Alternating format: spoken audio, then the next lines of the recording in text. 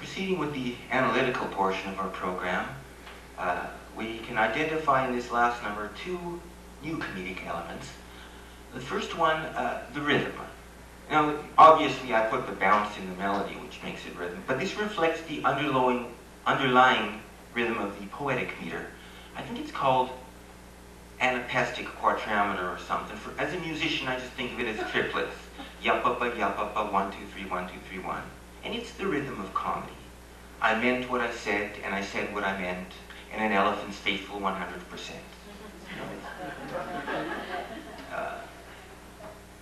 I have to say that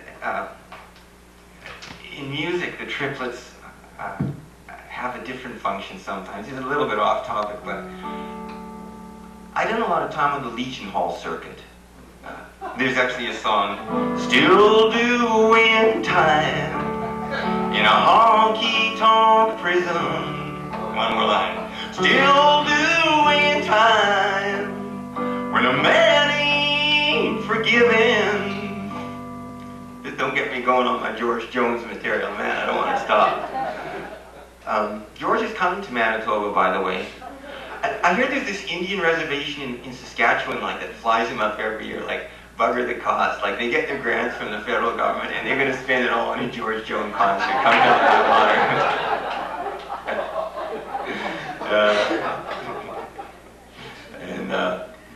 Anyhow, that wasn't the point I was starting to make. I was just going to comment about the triplets. In those honky-tonk prisons where I spent some time playing, it's an unusual fact that they have a fondness for the triplet beat. Like songs that are supposed to be in eighth notes, like that Take the Ribbons from Your Hair, it's supposed to be 1 and 2 and 3 and 4. They do it like with a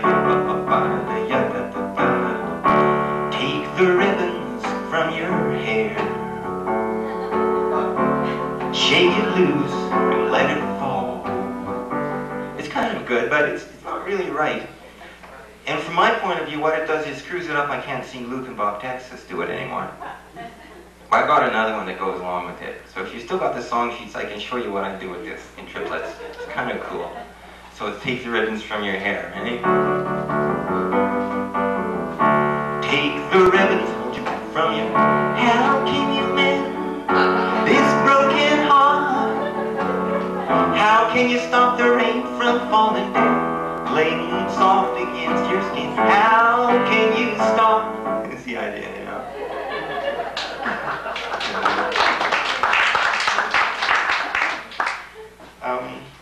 The other comedic element, which I wanted to draw attention to, is the use of geographic place names in rhyming couplets. What is he talking about? Look, it's not so obvious in the English, but in the Yiddish, actually he rhymes. There's a line, Hast du verloren ganz Polen and Lita, if you lose Poland and Lithuania, is chas v'sholem and ek finished git, God forbid it would be an end to our kingdom of no good. Lita, git, the place name figures in a rhyming couplet. This is a signature of comedy. I mean, Mademoiselle from Armentières, she hasn't been kissed in 40 years. I can give you an example. I'm proud to be an Okie from Muskokie.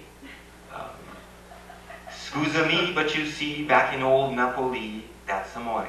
See, when you use a place name, it's comedic. I know you're thinking, you're not convinced, because you're thinking, well, it can't be. I mean, Marty, there's got to be lots of songs with place names that aren't comedy.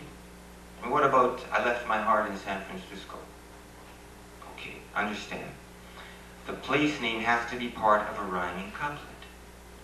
If the next line of the song were to go, for lighter pie crusts, bake with Crisco, that would be comedy. And I don't want to mean this as actual endorsement of vegetable shortening versus lard, because I know Loretta Lynn, our coal miner's daughter, was the spokesman for Tender Flake. You remember those commercials? My husband Doolittle just loves my cherry pie. And by the way, for Jewish people, when you hear that Christians put lard in their pie crust, I mean, it's repulsive to us, because I mean, we're taught that the pig is repulsive. And it actually wasn't until I actually saw lard, and it's so pure and white. I mean, I looked and I said, say, "Dus is Chaserschmalz." It really sort of shakes your whole belief system to think this came from a pig, because, I mean, Moses parting the Red Sea, and the sun stood still at the Battle of Jericho. Yeah, I can believe all that stuff, but that God doesn't want us to enjoy the delicious taste of bacon. That's hard. Anyhow, we've met the protagonist, we've met the antagonist. The devil has become aware of Monish to hatch a plot to deal with the young upstart.